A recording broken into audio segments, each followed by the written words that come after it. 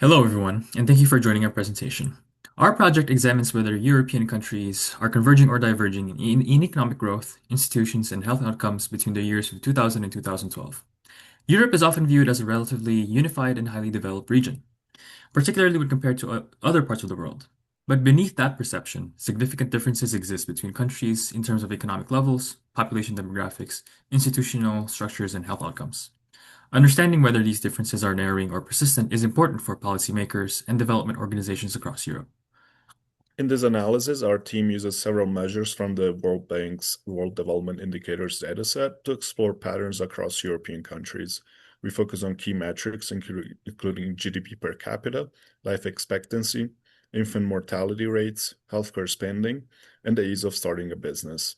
These variables help us understand not only how European countries differ from one another, but also whether the region is moving toward greater similarity or continued divergence over time. Before diving into the visualizations, let's define a few key measures used in this analysis. First, GDP per capita represents the economic output of a country divided by its population. It is commonly used as an indicator of economic prosperity and living standards. Second, life expectancy measures the average number of years a person is expected to live and is often used as a broad indicator of public health and quality of life. Traditional indicators help us examining health and development more closely. Infant mortality rate measures the number of infant deaths per 1,000 births and is widely used as an indicator of healthcare access and maternal health.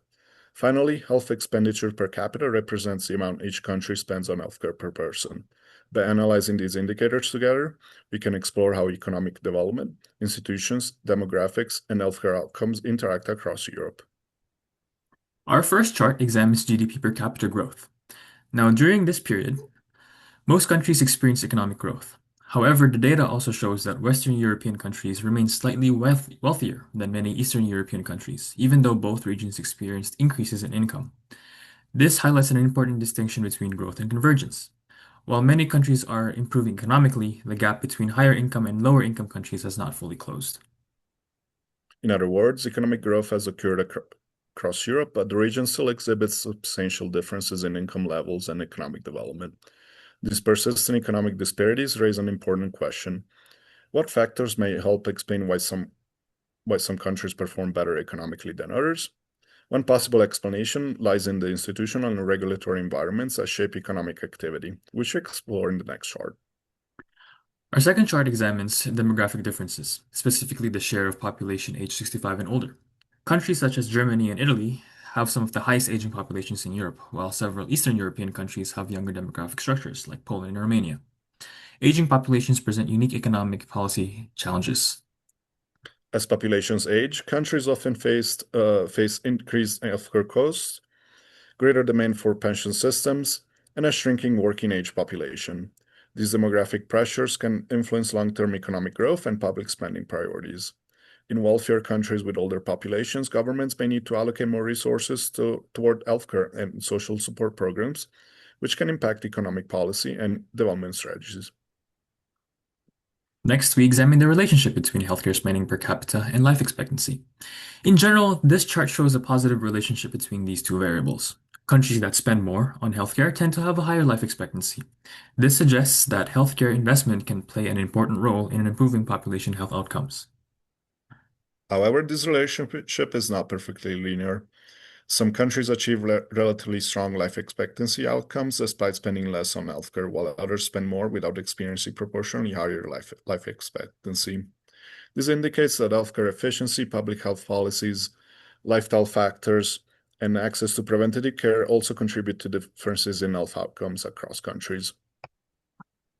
Our fourth chart examines the relationship between institutional efficiency and economic performance, using the key number of days required to start a business as a proxy for regulatory complexity. Countries where it takes fewer days to start a business often exhibits higher GDP per capita. This suggests that business-friendly regulatory environments may encourage entrepreneurship, investment, and economic growth.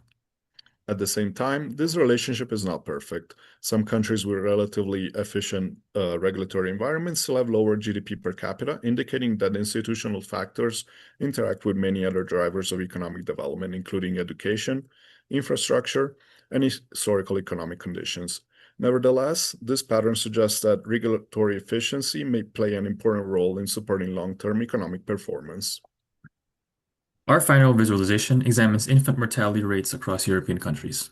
Although Europe overall has a relatively low infant mortality compared to many regions of the world, this chart reveals significant variation across countries. Some countries have extremely low infant mortality rates, while others experience noticeably higher rates. These differences highlight persistent health disparities across the region. Infant mortality is often closely linked to healthcare access, maternal care quality, public health infrastructure, and broader socioeconomic conditions. While improvements in healthcare have reduced infant mortality across Europe overall, the distribution suggests that health outcomes have not fully converged across countries. Taken together, our analysis reveals several important fact patterns across Europe. First, economic growth has occurred across the region, but substantial income differences remain between Western and Eastern European countries. Second, institutional factors such as regulatory efficiency appear to play a role in shaping economic performance. Finally, while health outcomes such as life expectancy have improved overall, disparities remain in areas such as infant mortality and healthcare spending. These patterns suggest that Europe is experiencing partial convergence, but significant differences in economic development, institutional environments, and health outcomes continue to persist across countries. Based on our findings, several policy implications emerge. Countries with higher infant mortality rates may benefit from increased investment in healthcare infrastructure, maternal health programs, and preventative care services. These initiatives could help reduce health disparities across the region. Additionally, reforms aimed at simplifying business regulations and improving institutional efficiency may help promote economic growth and entrepreneurship in lower income countries. Finally, increased collaboration with knowledge sharing between European nations could allow countries to adopt successful policy strategies and promote more balanced development across the region. In conclusion, while Europe has made progress towards economic and health improvements, Our analysis suggests that meaningful differences remain, highlighting the importance of continued policy efforts to promote greater convergence across the region. thank you so much. Thank you so much.